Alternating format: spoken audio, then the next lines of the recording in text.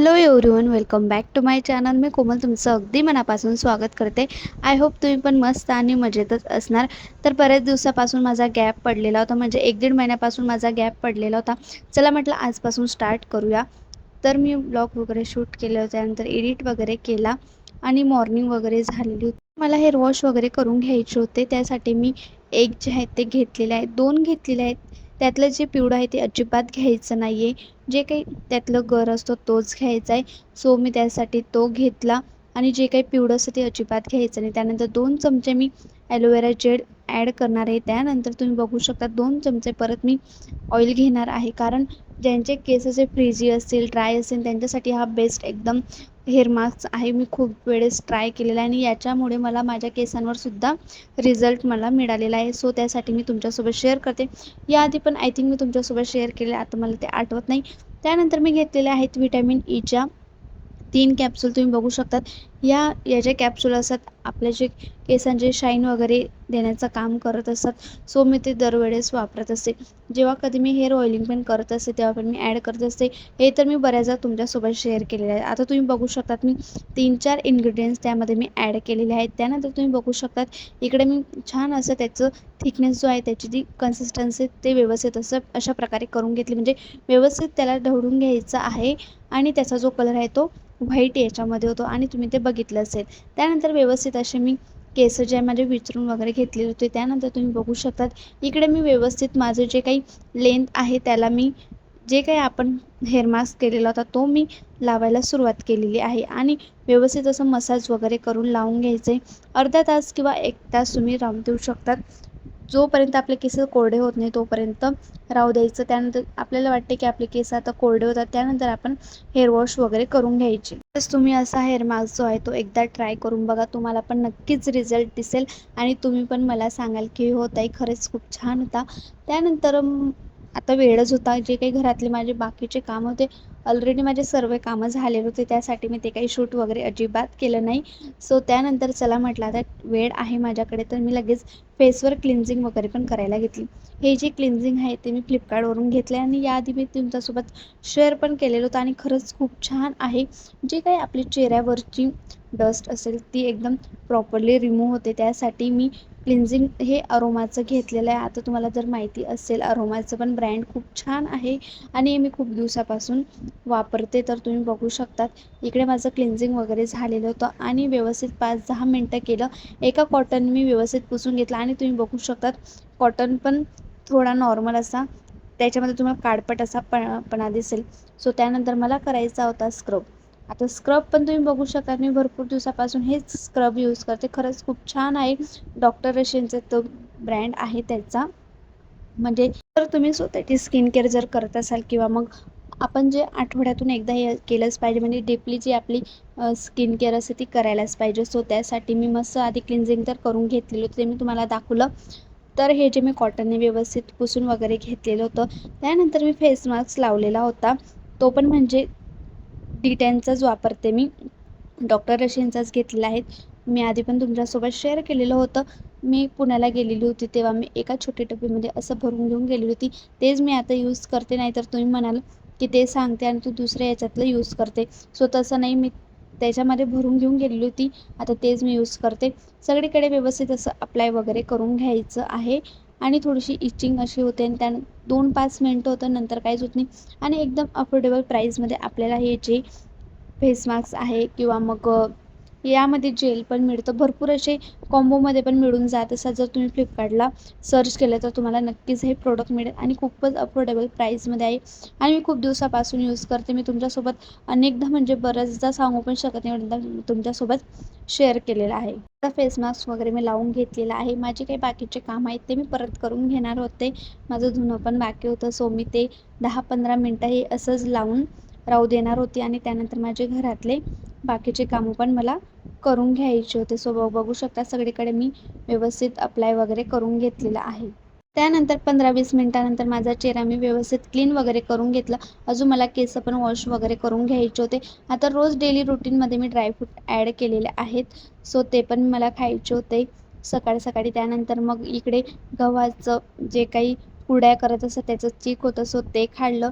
हे चिक बघून ना मला तळजाई टेकडी आहे पुण्याला, सो त्याची आठवण आली, कारण तिथं पण असं सकाळी मॉर्निंगला सेम असंच मिळत असतं. माझे एक हेअर वॉश वगैरे झालेले होते आणि व्यवस्थित छान मी ड्राय वगैरे पण करून घेतलेले होते. खरंच एवढे सिल्की लागत होते माझे केस, आणि मी ॲक्च्युली कंडिशनर वगैरे काही लावलेलं नव्हतं आणि मी लावत पण नाही.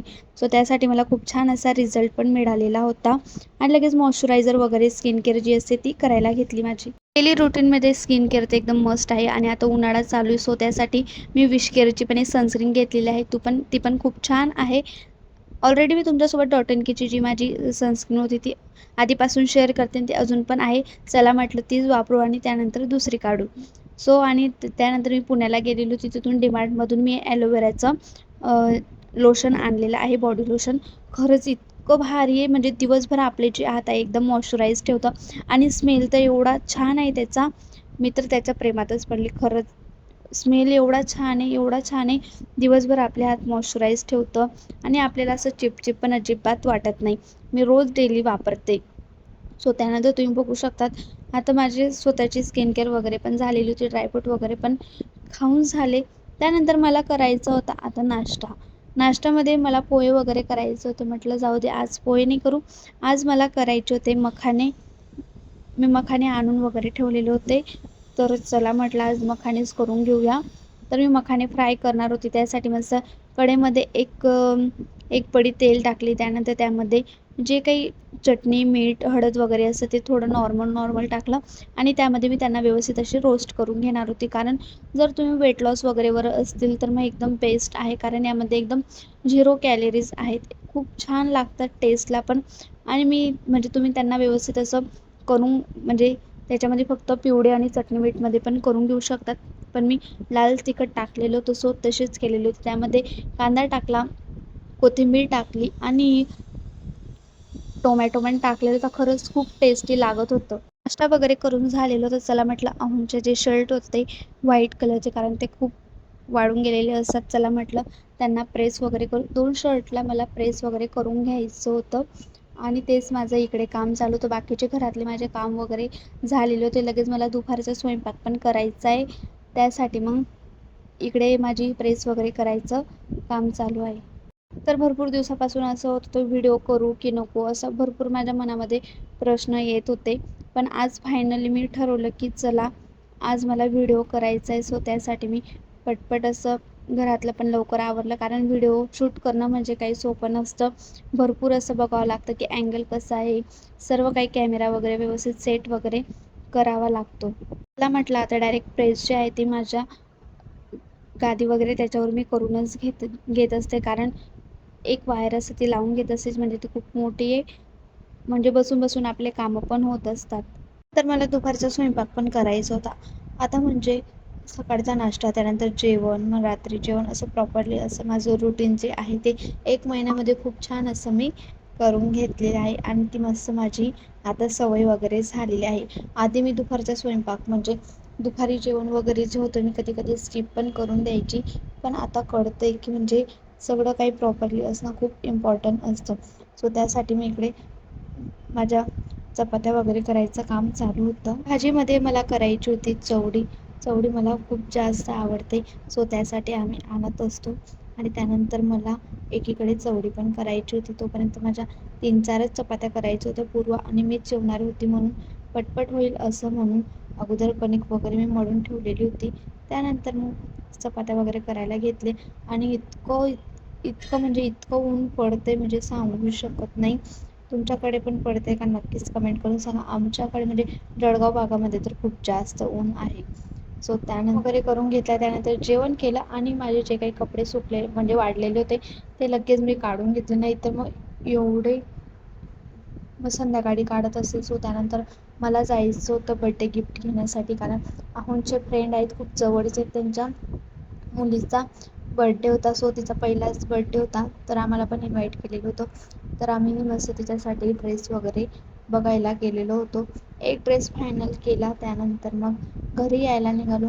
भर दुपारी आम्ही गेलो, सोबत मी स्कार्फ पण घेऊन गेली होती सेफ्टीसाठी. सो त्यानंतर मस्त गिफ्ट वगैरे पॅकिंग केलं, आणि मग संध्याकाळी आम्हाला जायचं होतं.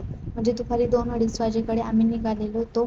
त्यानंतर मग संध्याकाळी मी माझं आवरायला घेतलं तर आवरायच्या आधी मला खूप जास्त स्वेटिंगचा प्रॉब्लेम आहे. याआधी मी तुमच्यासोबत भरपूरदा शेअर केलेला आहे. सो आणि आता उन्हाळा येते त्यासाठी मी असं आईस क्यूबमध्ये छान असं आईस वगैरे ठेवून देत असते. खूप छान वाटतं आईस फिरवल्यानंतर, म्हणजे एवढा घाम येत नाही, काहीतरी थोडाफार तरी फरक पडतो. हा माझा तरी पर्सनली अनुभव आहे. म्हणजे सकाळीच ठेवलेला होता मी, याआधी म्हणजे जमलेला नव्हता, मग तो काढला, त्यानंतर सकाळी ठेवला आणि मस्त संध्याकाळी अप्लाय करायला घेतला. सो त्यानंतर मी रेडी वगैरे झालेली होती. हा मी पंजाबी ड्रेस वगैरे वेअर केलेला होता. आता हा पंजाबी ड्रेस मी ऑफलाईनच घेतलेला आहे. त्यानंतर आम्ही गार्डनला पोहोचलो. तर बड्डे छान असा गार्डनला अरेंज केलेला होता. डेकोरेशन वगैरे झालेलं होतं, पण थोडा वेळ लागणार होता. त्यानंतर सोबत येताना केक पण घेतलेला होता. 8 वाजेकडे सावीचा बर्थडे खूप छान असा सेलिब्रेट करायचं प्लॅनिंग चालू होतं. तो तुम्ही बघू शकता तिकडे मस्त असं डेकोरेशन वगैरे केलेलं होतं आणि सावीची मम्मी इकडे मस्त छान असे रेडी वगैरे झाल्या होत्या. सो खरंच खूप छान असा बर्थडे वगैरे झालेला होता आणि लिटरली 1 वर्षाची मुलगी एवढी शांत बसलेली होती. जे काही सगळे तिथं जे कॅन्डल्स वगैरे लावलेलं होतं त्याने त्या लावल्यानंतर पण अजिबात रडली एकदम शांत बसली होती. सो इकडे तिचं मस्त औक्षण वगैरे करायचं काम चालू होतं आणि लगेच मग बड्डे सेलिब्रेट करायला सुरुवात केली. खूप छान असं डेकोरेशनचं अरेंज वगैरे केलेलं होतं. सो आजचा व्हिडिओ कसा वाटला नक्कीच कमेंट करून सांगा. आणि 1 महिन्यानंतर व्हिडिओ शूट वगैरे केला, व्हॉईस ओव्हर दिला, तर थोडं समजून घ्या. चला भेटूया पुढच्या व्हिडिओमध्ये. जर चॅनलवर नवीन असेल तर लाईक करा, शेअर करा आणि सबस्क्राईब करा. तोपर्यंत बाय.